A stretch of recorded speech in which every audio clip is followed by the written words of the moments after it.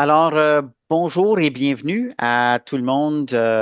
Merci d'être parmi nous pour cette activité qu'on tient d'habitude une couple de fois par année, dans l'esprit d'être capable de rendre plus accessible l'ensemble de l'Église.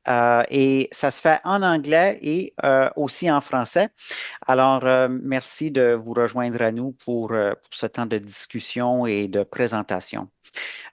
Étant donné que nous sommes maintenant à quelques mois du dernier grand conseil général qui a eu lieu à Calgary, euh, c'est un bon moment de faire connaître quelques membres de l'exécutif du conseil général ainsi que notre modératrice qui a été élue à ce moment-là.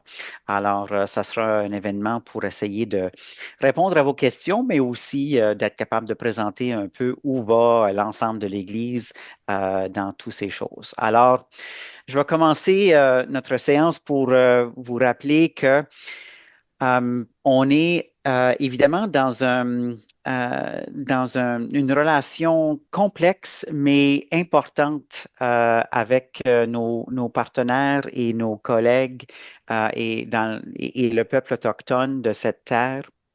Euh, il- c'est une relation on doit travailler toujours et ce travail-là ne prend pas fin.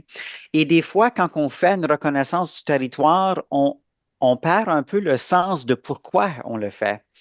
C'est pas simplement pour se rappeler que les Autochtones ont participé et ont fait de ce territoire leur chez eux depuis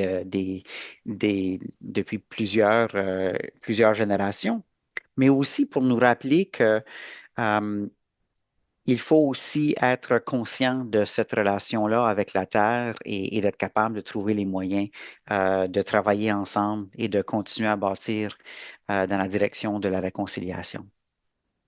Alors, tout ça pour dire, on veut continuer ce travail-là ensemble. J'aimerais aussi présenter la modératrice, Kimberly Heath, qui va faire une petite prière d'ouverture pour nous pour lancer cette séance ensemble. Alors, Kimberly, je vous passe la parole. Bonjour tout le monde, ça fait du bien de vous voir. Il y en a, il y en a beaucoup d'entre vous que je vous connais et je dis bonjour et à les autres, j'ai hâte de faire votre reconnaissance un peu plus. Ben, prions ensemble. Dieu d'amour et de diversité, en ce temps de l'action de grâce, nous venons devant toi avec des cœurs remplis de reconnaissance. Merci pour la beauté de ta création et pour les dons variés que tu as confiés à ton peuple. Aujourd'hui, nous nous rassemblons comme membres francophones de l'Église unie du Canada pour écouter, apprendre, poser des questions et partager notre vision, votre vision. Merci pour les voix multiples qui enrichissent notre Église. Merci pour la sagesse qui circule quand nous nous rencontrons dans un esprit ouvert. Que ta joie et ta paix remplissent cette rencontre, que ton esprit nous guide et nous inspire. Au nom de Jésus, qui nous rassemble tous autour de la table. Amen. Merci beaucoup, Kimberly. De rien. Toujours un plaisir d'être capable de prier ensemble. Je passerai maintenant la parole à Emmanuel, qui est le responsable des ministères en français, qui nous offrira une petite réflexion théologique pour nous lancer dans notre réunion aujourd'hui. Bonjour Madame la modératrice, bonjour le secrétaire général et puis bonjour bien-aimés de Dieu. Ces derniers mois, la croissance si hautement désirée, attendue, nous a bousculés et mis en défi. Les ministères en français aujourd'hui sont constitués de communautés différentes, diverses et multiples, vivant et cheminant ensemble dans leur foi et témoignages d'un bout à l'autre du Canada. Nous sommes des communautés qui sont en conversation entre nous et en dialogue permanent avec l'Évangile, avec notre identité et la mission.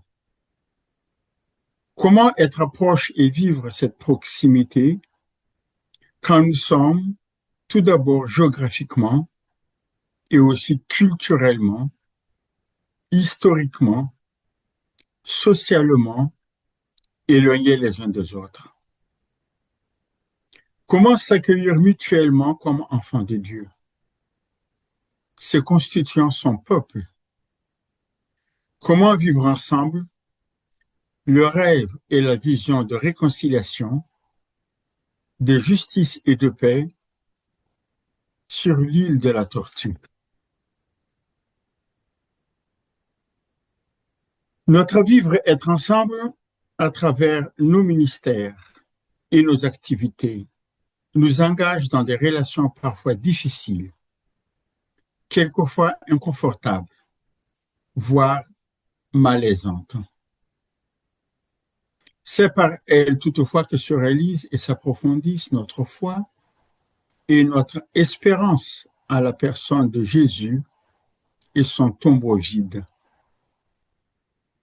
C'est dans cet esprit que nous avons vécu ensemble la croissance dans la résilience et l'émergence actuelle des ministères en français au sein de l'Église unie du Canada.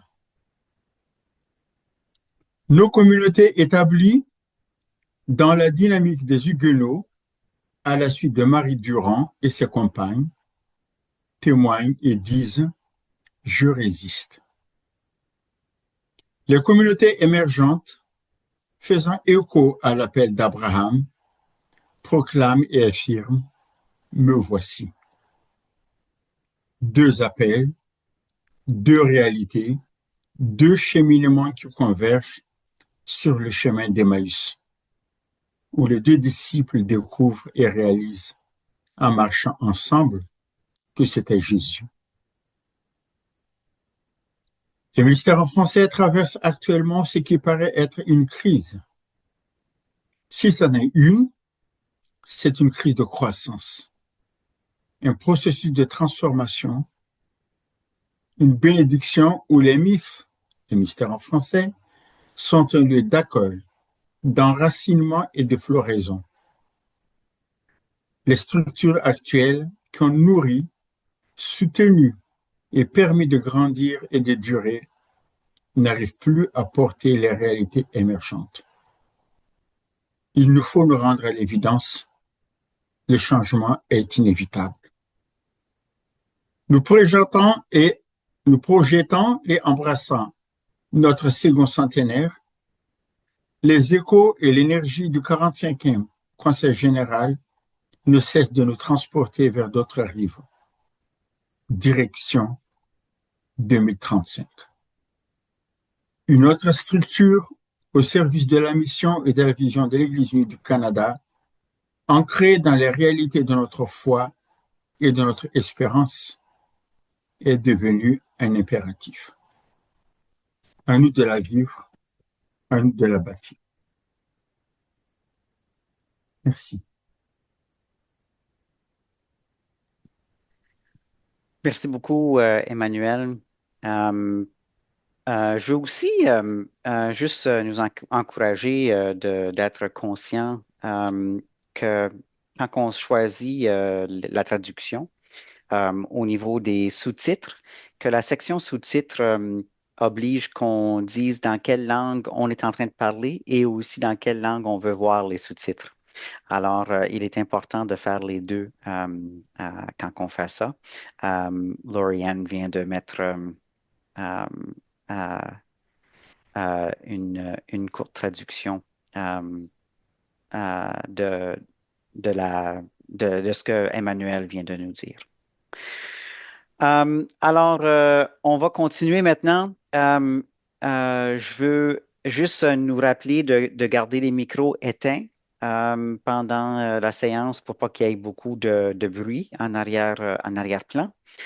On a 1 heure. On va essayer de traiter le plus grand nombre de questions possible dans ce temps-là. Puis les questions qui ne demeureront pas répondues, si jamais on arrive à la fin, on va vous offrir une adresse courriel pour les envoyer. Et puis, les questions peuvent être faites à voix haute ou bien dans le clavardage qui a lieu dans Zoom. Alors, si vous voulez parler à haute voix, vous avez qu'à lever vos mains.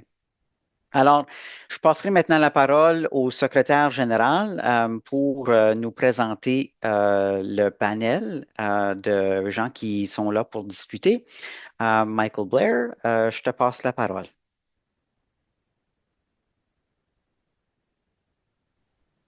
Bonjour, mon ami. It's good to be with you this afternoon, late afternoon, and to have this opportunity to introduce some members of the General Council executive. Our desire in having these town halls is for an opportunity for you to meet some of the governors, the folks who are at the General Council executive table, and to hear a little bit about the work of the General Council, and to hear from you your concerns, your interests, to be able to have a sense that we are in the work in the ministry together. And we have, in the last little while, been seeking to ensure that, in addition to the English town halls, that we make time for a town hall gathering that is in French, with me as General Secretary being the only person who is not fluent in French, but still think it's an important thing to engage the French constituency in the church. So this afternoon, I would like to introduce the members of the General Council Executive that are here. Some are serving their second term, and others are into their first term. So let me begin by introducing, as Eric has already done, our moderator, who has the responsibility of chairing the executive. Also, this afternoon is Catherine Glover, and Catherine is in her second term as a member of the General Council Executive, and recently chaired the task group on the role of the moderator general secretary, and in this term is chair of the Finance Advisory Committee and serves on the United Church of Canada Foundation board. In addition to that, Catherine is from the London area of Ontario. Also, this afternoon is Luke Nabusi, and Luke is a new member of the General Council Executive. Luke is Francophone, so will bring a Francophone voice and perspective to our meeting. And I think that's it. We had another member of the executive who was going to join us, but unfortunately cannot join us. So these are the panel that are with us this afternoon. As you know, we've just completed General Council 45, and also the first meeting of the General Council Executive. And the General Council, this General Council probably has hit the mark for the amount of French content. We made a specific commitment to ensure that our commitment to functional bilingualism allows for, Michael Cavaney has joined us, who is on the second term on the General Council Executive.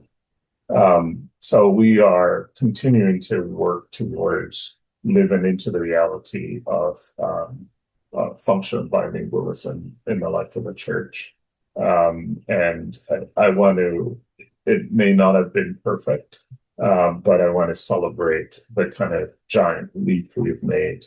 And it seems to me that from my experience, since around 2015, there's been an increase in living into that commitment of functional bilingualism in the space of the work of the church. You have heard about toward 2035, which is the denominational strategic initiative based on looking at data and trying to engender a strategic plan for moving the church forward. And both the General Council and the General Council Executive has spent some time dealing with that perspective. And the final thing I would just lift up out of both the General Council meeting and the General Council Executive is that seeking to enable the church to move in a place of innovation.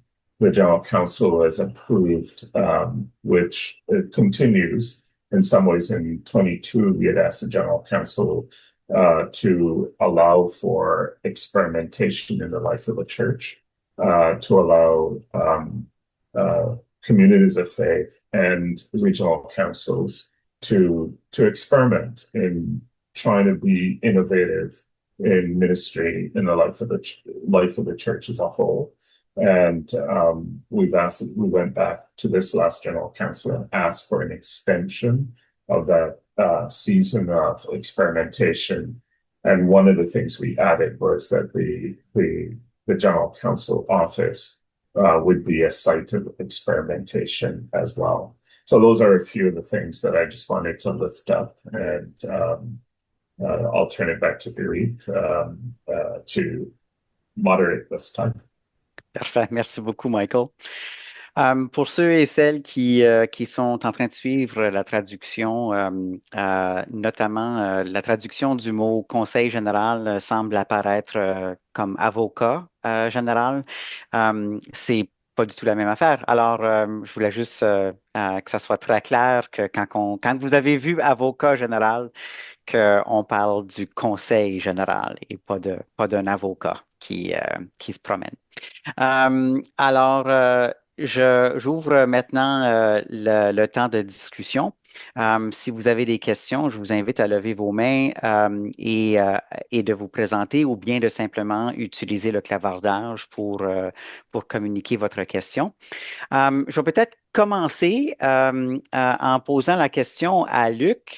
Luc, c'était ta première réunion de l'exécutif en tant que membre de l'exécutif du Conseil général.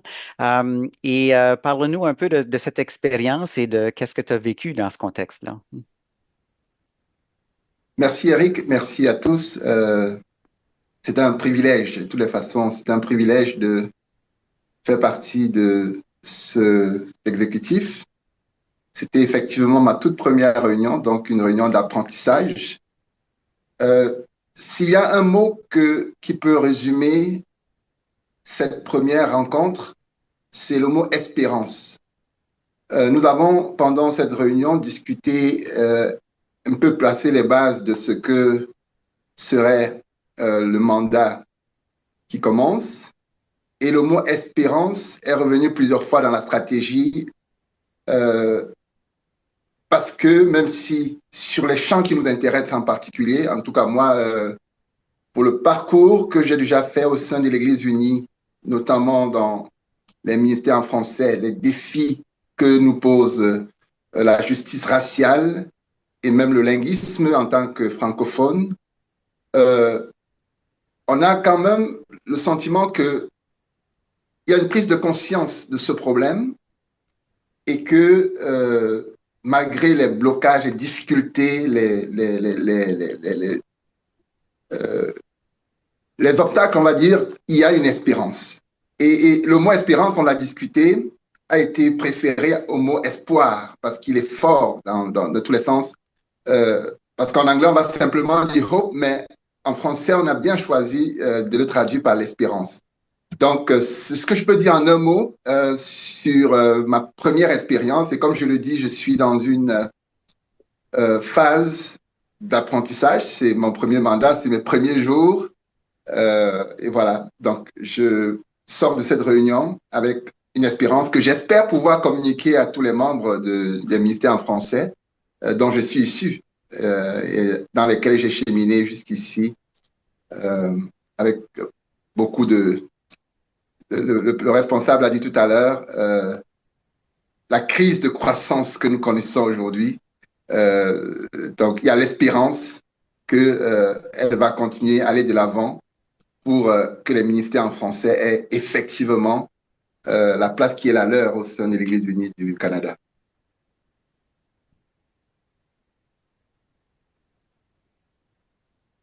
You're muted, Harry. Merci, Michael. Michael Caveney, je te poserai la question en tant que quelqu'un qui est maintenant dans son deuxième mandat, qui a vécu c'était quoi l'exécutif dans l'ancien temps.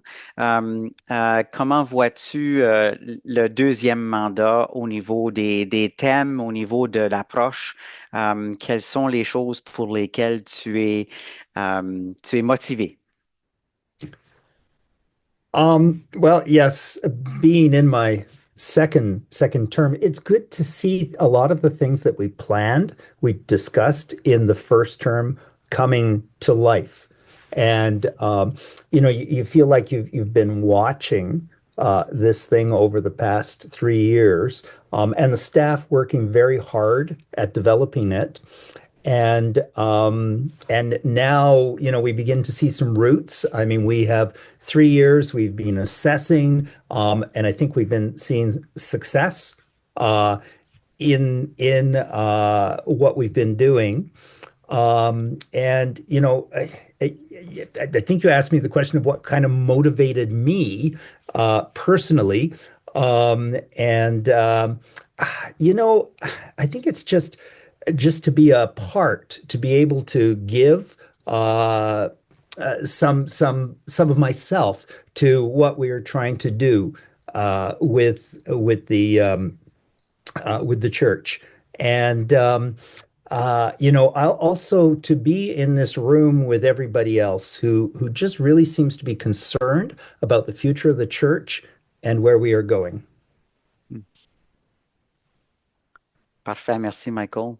Et pour ceux qui ne le savent pas, Michael a habité au Québec pendant très longtemps, il y a quelques années, et puis il a passé un peu de temps pas loin de Rivière-du-Loup, dans ce coin-là. Alors, c'est quelqu'un qui a eu un peu d'expérience au Québec. Alors, merci Michael pour ta présence. Je continue à être ouvert aux questions si les gens ont des questions, mais je passerai peut-être rapidement à Kimberly. Kimberly, dans ton... Évidemment, c'est tout nouveau pour toi, mais parle-nous un peu de qu'est-ce qui t'a motivé de vouloir être la modératrice de l'Église unie du Canada. Merci, Eric. Et je vais dire que ce que Luc a dit tout à l'heure, c'est un temps vraiment d'apprentissage et ça me parle beaucoup. Comme peut-être Michael, moi, je comprends très bien français, mais je m'exprime un peu plus comme un franglophone qu'un francophone. Donc, du patience, s'il vous plaît. Mais qu'est-ce qui m'a... Ben, c'était vraiment un appel qui est venu de l'intérieur, un appel qui est venu de l'extérieur. Il y avait des personnes qui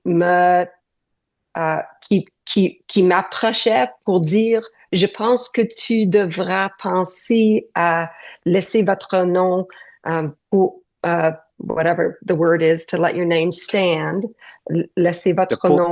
poser ta candidature. Mhm. Oui, c'est ça, poser ma candidature d'être modératrice. Ça arrivait de temps en temps, depuis quelques années. Et en même temps, il y avait quelque chose qui arrivait dans l'âme.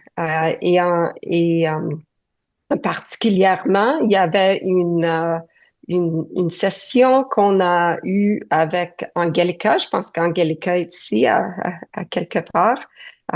Pour les membres, les leaders, les pasteurs dans notre région. C'était le temps de Noël ou avant Noël. Et c'était vraiment un temps que l'Esprit Saint m'a parlé pour dire c'est le temps. C'est vraiment un appel. Et je savais pas si c'était un appel d'être la modératrice, mais c'était un appel de laisser mon nom être un des candidats. Et ça fait du bien d'être ici. Et c'est un de mes défis de faire. C'est un des défis d'être to lift up the francophone community et de vous reconnaître. I want to get to know the francophone community more and to lift up the work of the francophone community. Et aussi, c'est un défi. Je m'exprime pas mal quand c'est écrit, mais un peu moins quand c'est juste an informal situation comme maintenant. Alors, c'est un défi de utiliser le français un petit peu plus, alors qu'on va être de plus en plus une église avec du français ici. Mes parents, quand j'étais petit, m'ont mis dans une école francophone. Donc, j'ai fait mes études du première année au 8e année en français, une école francophone catholique, et mes enfants aussi étaient dans une école francophone. Alors, c'est quelque chose qui est important pour moi, mais il faut continuer ce défi. Parfait. On a une question de Jean-Philippe. Est-ce que vous avez déjà eu, Kimberly, des contacts avec les ministères en français de l'Église unie? Et est-ce que vous avez déjà une certaine idée de comment vous impliquer parmi eux? J'ai manqué, mais je vais lire encore. J'ai manqué pour un moment. Oui, est-ce que vous avez déjà eu des contacts avec les ministères en français de l'Église unie? Seulement durant notre conseil général, j'avais plusieurs conversations avec les personnes comme Emmanuel, comme Samuel, mais pas dans une manière formelle.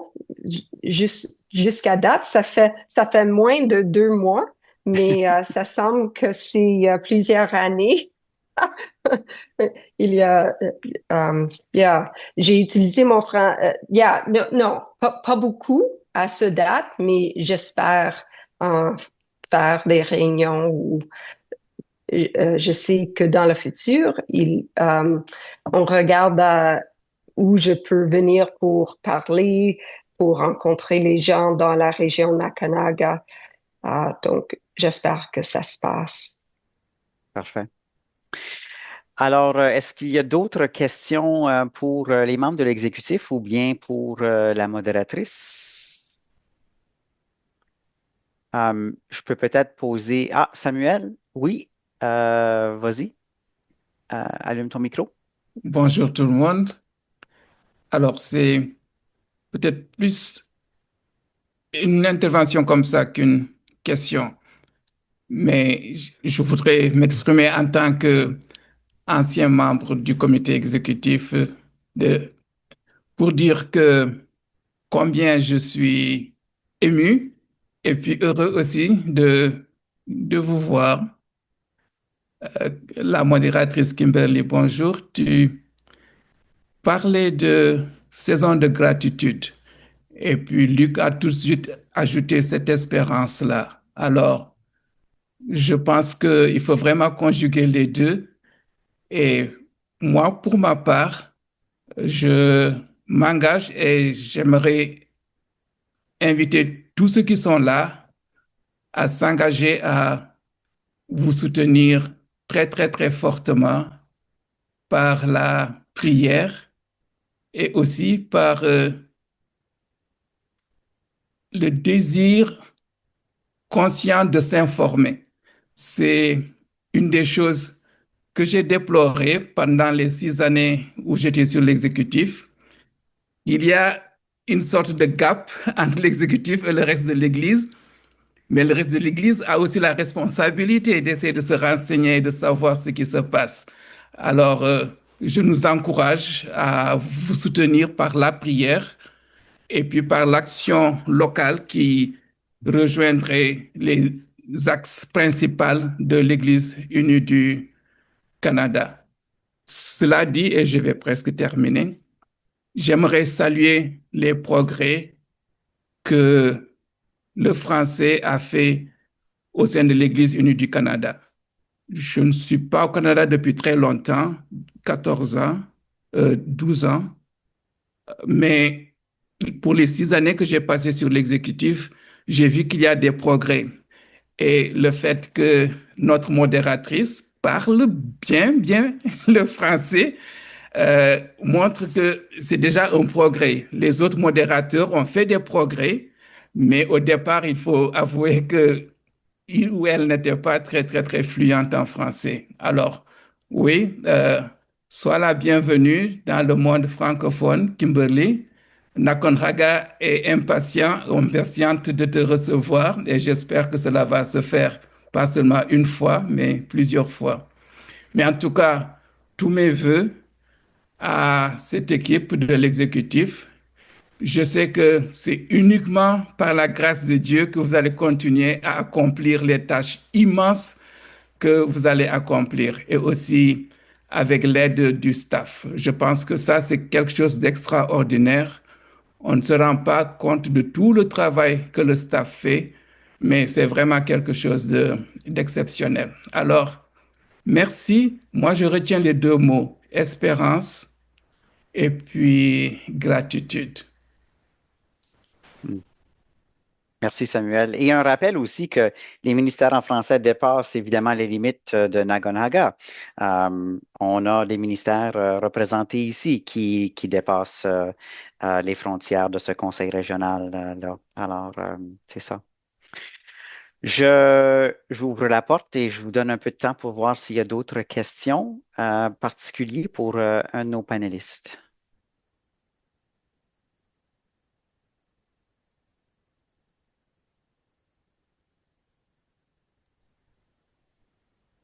Un commentaire pour la modératrice dans le clavardage. Je suis impressionné par votre français oral, modératrice. Bravo.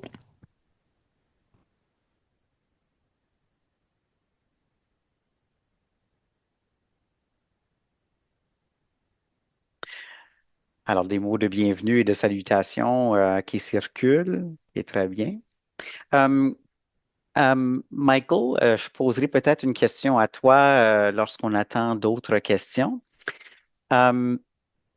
Souvent, quand on nous parle des statistiques de 2035, il y a une inquiétude que quand on partage l'avenir qui pourrait en découler, qu'elle pourrait être décourageante. Où vois-tu l'espérance ou l'espoir dans le projet 2035?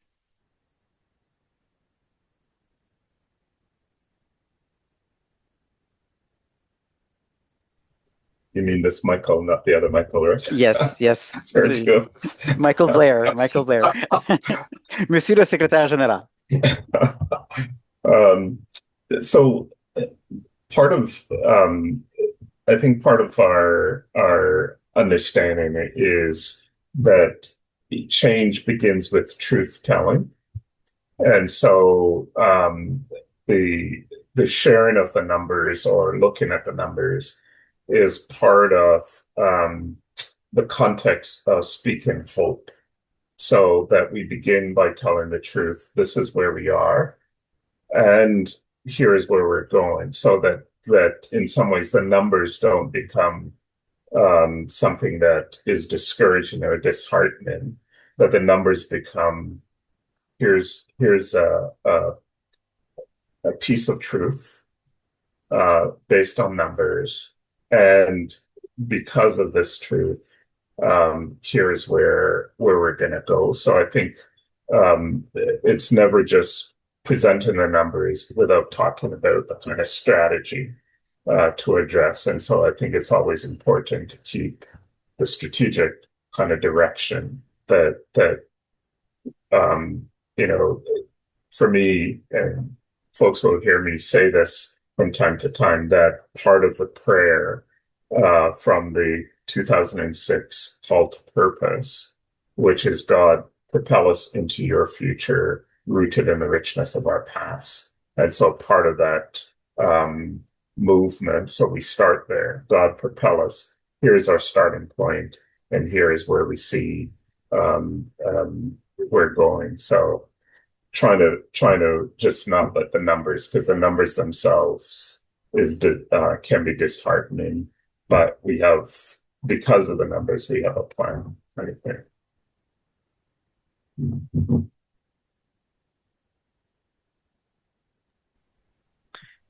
Merci, Michael. J'offre encore la chance aux gens de lever la main s'ils ont des questions à poser.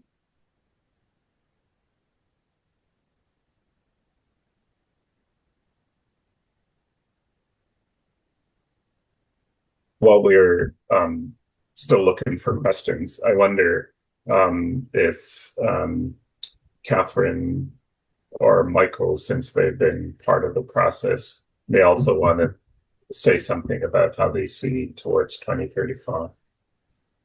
On peut peut-être demander à Catherine, parce qu'elle n'a pas encore parlé pour l'instant, alors on va peut-être demander à Catherine si elle aurait quelque chose à ajouter au sujet du projet 2035.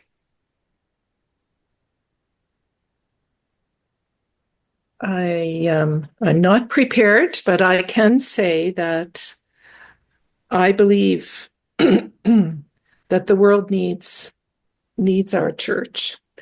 I believe that to my very core. And I think the 2035 data is helpful to us in picturing what that church might be. And it will be different. And I think that Jesus wasn't afraid of different, and I'm encouraged that we have the courage to look to 2035 and picture what our future will be like.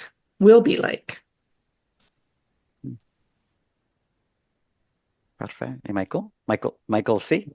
I was going to say, too, we have to remember that the picture isn't entirely bleak, that we have communities of faith that are thriving, that are growing, that are doing all kinds of fabulous types of ministry. And the other thing is we also are establishing different forms of ministry. And, I just look at it as, we're in a time when the United Church is retooling for the future. And we just have to be open to the ways in which God is leading us into that future. And, I love that saying. I think it's Anne Lamott who said, every 500 years, God has a garage sale in the church. And if we look every 500 years, the church has had a major shift, and we are at the 500 mark point. And I just think that God is calling us to just be open with imagination and creativity to follow the Spirit into something new and different. So, yet we have numbers, but numbers are a traditional way of looking at something. We have all kinds of creativity going on in the church. And I apologize for not speaking in French. I understand, but it doesn't come well. I need to practice more. And in British Columbia, there's not a lot of chance to speak French. C'est correct, Michael. Le fait que tu comprends bien, ça compte pour beaucoup aussi. Alors, merci. Merci. Merci, Eric. Je passerai la parole à Philippe qui a des questions. Alors, Philippe, je t'invite à... Merci, Eric. Juste à continuer de qu'est-ce que Michael a dit, des expériences. Moi, j'ai eu de la chance d'être avec... il y a quelqu'un, je vois Stéphane Vermette, je vois Eric sur la ligne aussi. Pendant COVID, une expérience a été fondée avec Trinity United Church puis Église Saint-Clair, qui avec Jean-Philippe. Et ça, d'après moi, c'est quelque chose que, oui, on parle de 2025 présentement, qu'est-ce qu'on peut faire, mais on a débuté quelque chose ensemble avec Eric, avec Stéphane, avec moi, puis Trinity, avec beaucoup de monde ensemble, et que le contexte, c'est que Trinity, c'est une église anglophone à Montréal, puis il y avait une idée de faire une église francophone online seulement. Et je sais que vous avez fait comme dans le sens où vous cherchez un partenariat de faire quelque chose avec quelqu'un. Puis dans la parole, quand c'est le temps de dire est-ce qu'on peut faire quelque chose avec Saint-Clair, avec Trinity à Montréal, puis nous autres, en Trinity, on dit, nous autres, on veut garder notre comme anglophone, on est dans l'Est de Montréal. Puis il n'y a pas de grand monde d'anglophones qui reste, mais et on a combiné quelqu'un qui dise, oui, on veut garder notre comme anglophone, notre culture anglophone, mais débuter une mission tout en français.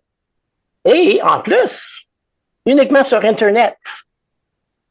Une idée comme, wow, c'est pas moi, là, c'est des idées d'Eric, Stéphane, je sais pas qui est vraiment la personne qui a fait ça, là, mais qui a débuté l'idée de faire ça, mais thank you, merci beaucoup. Et que j'étais parti de ça, puis je suis encore engagé avec vous autres. Ça, c'est quelque chose à voir pour nous. Et l'idée, les pensées francophones, les pensées anglophones, on pense un peu différemment entre les deux. OK? So, l'idée, c'est que aussi, c'est un mélange de notre, what was it? Did you say hope or l'espérance? Like, c'est des choses vraiment que on prend des morceaux d'ici puis là, on met ensemble, puis on peut agrandir tout le monde avec ça. Merci tout le monde, puis but I am the English guy from Montreal. Ben merci Philippe. Je dois avouer que pour moi, la naissance de Sainte-Claire est plutôt le travail du Saint-Esprit et pas nécessairement d'autres choses, mais merci de ça. C'est vraiment utile. Bon, alors, parlons de croissance. Cette question qui, dans les ministères en français, est devenue le moteur qui semble vraiment bouger les choses. Je me demande, Luc, en tant que membre d'une communauté qui est assez nouvelle au sein de l'Église unie, comment vois-tu le rôle de la croissance, particulièrement dans les ministères en français pour l'Église unie du Canada? Merci, Eric. Je vais peut-être partir de l'expression de Michael tout à l'heure lorsqu'il rappelait que la justice commence avec la vérité. Et il a parlé justement de l'importance des statistiques qui nous permettent de comprendre d'où nous venons, où nous sommes et où nous voulons aller. Je dirais qu'aujourd'hui, les statistiques sont plus qu'éloquentes. Quand on parle des ministères en français, en très peu de temps, on a vu cette explosion. Et lorsque le responsable Emmanuel disait tout à l'heure, la crise de croissance, c'était dans un sens positif, dans un sens on sent que ça bouillonne, on sent notamment que les communautés beaucoup plus afrodescendantes, des immigrants, on sait que l'immigration définit beaucoup la sociologie aujourd'hui au Canada. Donc, cette ces communautés de foi et les différents autres ministères vont très certainement, dans les années à venir, si bien sûr les conditions sont mises en place, continuer cette croissance que nous sommes en train de voir au niveau numérique. Mais au-delà des chiffres, je voulais peut-être aussi ajouter cela parce que il y a un background mathématique. On a tendance à penser que les chiffres sont sacrés. Oui, ils sont sacrés, les faits sont sacrés, mais il y a surtout le cœur derrière. Donc, la vérité des chiffres devrait s'accompagner de la vérité du cœur, c'est-à-dire de reconnaître notamment les obstacles ou les handicaps nombreux qui existent encore et qui empêchent à cette communauté émergente d'atteindre leur plein potentiel. Donc, je crois que c'est de ce côté qu'il faut beaucoup réfléchir pour que la crise de croissance positive des ministères en français notamment soit gérée et soit capitalisée pour la croissance de l'Église unie de manière holistique, c'est-à-dire pas seulement au niveau des chiffres, des statistiques, mais une croissance dans la vérité vers la justice raciale. Je vais peut-être aussi profiter pour partager une des réflexions qu'on a commencé depuis le Conseil général, c'est commencer le travail pour la justice envers la diaspora africaine notamment. Donc, c'est autant de motifs d'espoir ou d'espérance qui pourraient venir doper ou pousser la crise de croissance. Je le mets entre guillemets, j'ai beaucoup aimé l'expression du responsable Emmanuel, la crise de croissance que nous vivons aujourd'hui dans les ministères en français. Parfait, merci Luc. Darla, je t'invite à prendre la parole. Tu devais deviner que j'allais dire de quoi. Je n'allais rien deviner, mais oui, absolument. Vas-y. Ben, la croissance a besoin de soutien. Hein? Pour soutenir quelque chose qui grandit, il faut le nourrir, il faut le soutenir. Et l'un des soutiens, on peut pas, c'est pas tout, mais c'est important. C'est le partage des ressources. On pense à ressources des places où les gens peuvent se retrouver. Tu sais, à Québec, si on ouvre une antenne de MCM, il fait fret à Québec en janvier. On avait besoin d'un lieu. Et pour ça, on a aussi besoin d'argent. Et on sait que les ressources, currencies, j'aime beaucoup, c'est Eric Law qui parlait beaucoup de currencies. Puis ces currencies doivent circuler. Alors, dans ce plan pour 2035, c'est quoi les pistes pour s'assurer que les ressources circulent et servent ce qui croit?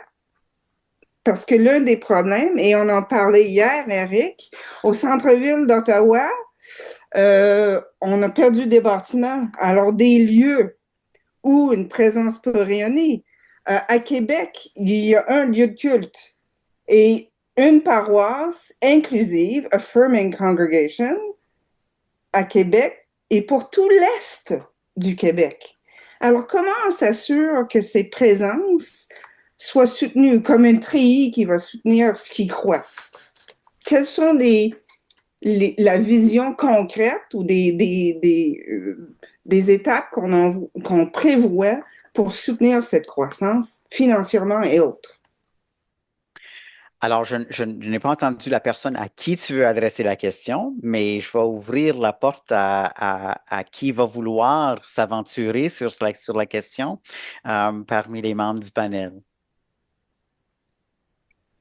Moi, je peux pas répondre directement à tout ce que tu as dit, Darla, mais ce que je pensais quand vous parlez, c'est aux paroles de l'Évangile qui vient de la parabole du semeur, où le semeur prend les graines et les met dans les différentes sols. Et maintenant,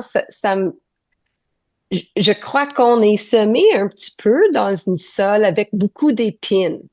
Et c'est pas, it's not comfortable, c'est difficile d'être ici, mais en même temps, l'appel, c'est que on des racines très profondes so that we can have plein de vie.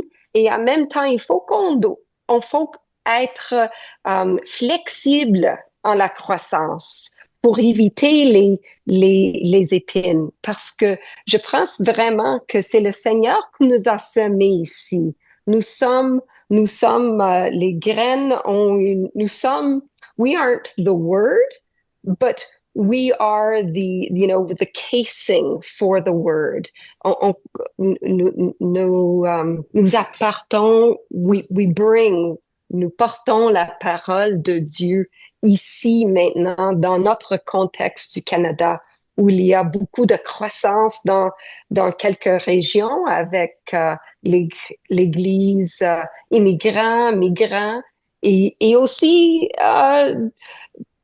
les difficultés de ressources, les difficultés, partout, différentes difficultés, mais il faut avoir de la foi que si Jésus nous a semés ici, la vie va venir dans des différentes manières, les manières qu'on n'imagine pas. Ça fait 50 ans, ça fait 100 ans, on pourrait pas imaginer un lieu maintenant, mais quand même, il faut avoir de l'espérance que Dieu est avec nous durant cette croissance.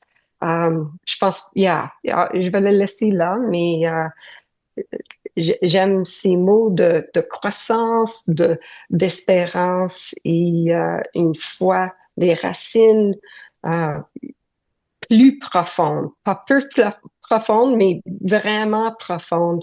Et une foi, une disciple flexible qui nous...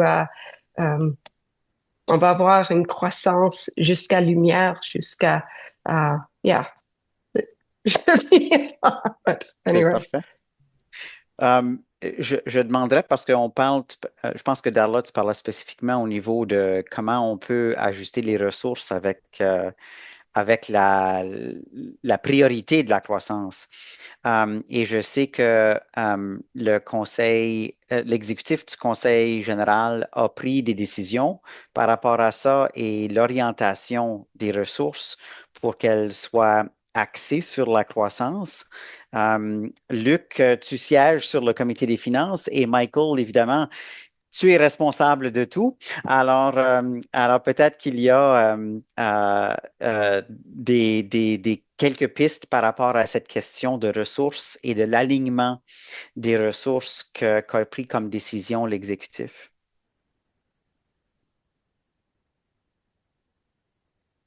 Peut-être Michael, je crois qu'il est mieux placé pour répondre à la question. Mais Luc, ça fait déjà au moins une réunion que tu devrais tout savoir. Non, j'ai quelques idées, mais quand il y a l'autorité la plus autorisée, c'est mieux qu'il en parle. Ben oui. J'ai quelques idées, mais je pense que Michael, sauf s'il a besoin que je complète, je pourrais ajouter quelques éléments, mais je pense qu'il... OK. Well, I was thinking maybe Catherine's the chair of the finance committee. Maybe she would like to answer. My translation wasn't working, so I don't know what the question is. I'm just sorry. In terms of aligning resources to the growth path, how is that being imagined at the executive level? Well, I think the executive took a big step at the last meeting in approving the principles, which would guide our thinking. And being in my second term on the executive, I do feel we've made a shift from thinking in a have-not budget situation where we imagine that the church, that we're providing palliative care to the church. I think we've made a really good, positive shift into thinking about abundance. And how do we shepherd the resources that have been entrusted to us by people who have come before us How do we shepherd those resources to grow and become the church that we will be, that we must be in this time and in this place? That's the shift I've seen in the 3 years I've been on the executive, and I think it's a very hopeful shift. And although I don't speak French, I do understand it. I think we are paying better attention to ministries in French and how that attention should guide our budget development. And I think that's a very, very positive step. A wise person once said to me that a budget at its best, what it does is tell a story about what's important to us. So if we believe that ministries in French are important to us, then part of our budget needs to reflect that. And I think we are making positive steps in that direction, and we need to continue to pay attention to that. Mm-hmm. I would say that the executive as well has prioritized growth, and through the finance committee and have done a number of things. One is looking at both our checking account and our saving account. So in approving the budget principles, as also allow for a mechanism to use some of our savings account, as it were, to support the work. I think the decision both to reimagine a decision that was made in 2015 to allow for 10% off the top of mission and service to go towards growth initiative. There's a property that we own that we're in the process of selling, and that resources would come to support the growth. So I think the direction from the executive is using the resources not in a scarcity way, but in a perspective of abundance to support the initiatives. We recognize that there are a lot of competing interests. And so I think at the staffing level, having the conversation about what we prioritize amongst all the competing interests. So, it's a work in process to try and get to a point where we actually can resource all the ministries that we want to resource. We're not quite there yet. We'll get there sometime, but the executive has been very supportive of moving in that direction. Et au niveau de la question, Darla, oui, le principe a été approuvé et on est en train de regarder comment avancer jusqu'à 10% au cours des quelques prochaines années. Ouais. On est arrivé à la fin de notre temps. Je sais, Samuel, que tu avais levé la main et évidemment, s'il y a d'autres questions, on peut toujours les fournir directement au panel. Je vais peut-être inviter Stéphane de mettre dans le boîte de clavardage l'adresse pour envoyer toute autre question qui pourrait être soulevée. Et je nous invite à faire une petite prière avant de terminer notre réunion et de vous permettre de retourner à votre soirée. Alors, prions ensemble. Dieu d'amour et de croissance, merci de nous rassembler, de nous aider à trouver des moyens ensemble de faire véhiculer ton esprit dans ce monde épineux, dans ce monde plein de herbes qui vont peut-être des fois enlever à la croissance de d'autres. Aide-nous à naviguer, à trouver les moyens où les graines peuvent être semées de manière robuste et avec souplesse. Aide-nous à trouver entre nous le sentiment de ne jamais être seul, que de savoir que notre exécutif, que le conseil général, le conseil régional et nos paroisses peuvent travailler ensemble pour faire rayonner ton Église qui a beaucoup d'espérance, ici, aujourd'hui et pour l'avenir. Bénissons notre rassemblement pour qu'elle continue à faire briller ta lumière dans le monde. Amen. Bonne soirée tout le monde. Merci folks. encore une fois. Merci tout le monde. Au J'aimerais revoir.